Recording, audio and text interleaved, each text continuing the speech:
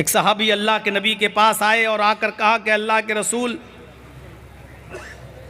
बहुत तंगदस्ती है, बहुत गरीबी है, कुछ नहीं है मेरे पास, मैं कोई काम करना चाहता हूं, कोई काम बता दीजिए मुझे, मैं करूं। घर में बिल्कुल गरीबी की वजह से बहुत बुरे हालात हमारे गुजर रहे हैं। तो अल्लाह के नबी जनाब मोहम्मद रसूलुल्लाह सल्लल्लाहु अलैहि वसल्लम ने उससे पूछा, क्या तुम्हारा निकाह हो गया है? अब गौर से सुनिए, अल्लाह के रसूल पूछते हैं क्या तुम्हारी शादी हो गई, क्या तुम्हारा निकाह हो गया? तो वो सहाबी कहने लगे, नहीं अल्लाह के रसूल, मेरा निकाह नहीं हुआ, मेरी शादी नहीं हुई। तो आपने उससे कहा कि तेरे घर में बरकत आए तो कैसे आए, तेरी तो शादी नहीं हुई है, तुम गरीबी की शिकायत लेके मेरे पास आए हो, जाओ निकाह कर लो, शादी कर लो।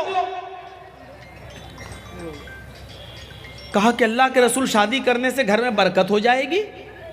कहा हाँ, जाओ। वो सहाबी गए और उन्होंने निकाह कर लिया।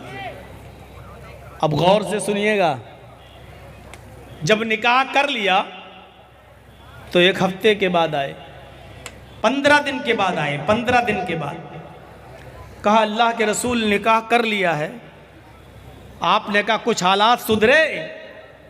कहा अल्लाह के रसूल और बुरे हालात हो गए, आपने निकाह करा दिया, हम फंस गए। अरे अभी कम से कम आज़ाद थे, थोड़ा बहुत तो जो मिलता था खा लेते थे, अब तो शादीशुदा हूँ, जो मुझे मिलता था वो बीवी को खिला देता हूँ, और मैं तो अब कुछ नहीं मिल रहा मुझे, अब तो बीवी की भी जिम्मेदारी हो गई है और हालात वैसे के वैसे। अब कोई काम बताइए अल्लाह के रसूल, अब तो शादीशुदा हो गया हूँ, बड़ी तंगदस्ती है मेरे घर में।